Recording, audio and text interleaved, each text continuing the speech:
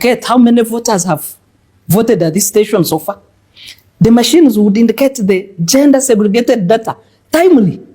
In this center, 200 people have voted. It's 100 men, 100 women. Timely on the machine.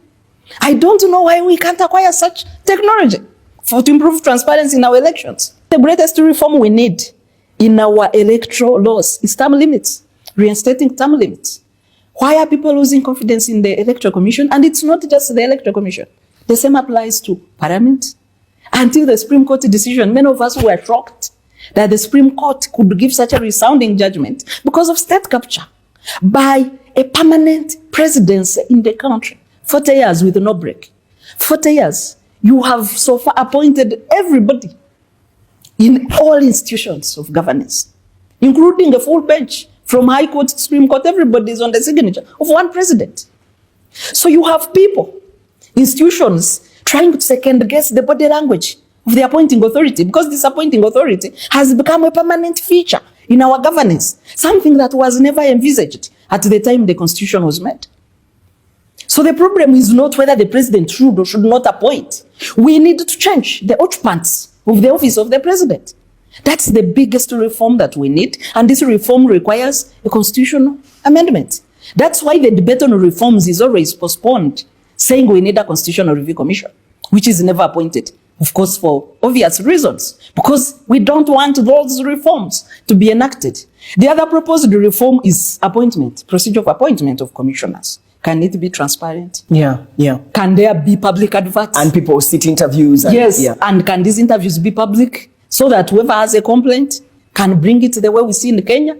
That's why I said that Kenya is in a very progressive trajectory. Yeah. Because every election is an improvement of the previous, including appointment of IEBC commissioners that now they are going into. It will be a public process. Yeah, you apply, have an interview open and it's televised on TV. Yeah? That's what was recommended for the Electoral Commission. Other reforms include the role of security agencies in the army. The notorious role, because it's not a positive role, the notorious role of security agencies in our elections. Elections in Uganda are like a military operation. We are in a year of campaigns. Citizens are going to see what I'm talking about. In case they had forgotten what we experienced in previous elections. The military will be a dominant figure. And unfortunately, this time round, we are talking of the military that is cloned through DNA, where the son of one of the candidates is the CDF. So we have DNA cloning of the military that will run the show in these elections. So what do you expect? Are you worried? Of course. Of course. And I'm sure all democracy-loving Ugandans are worried. Are worried.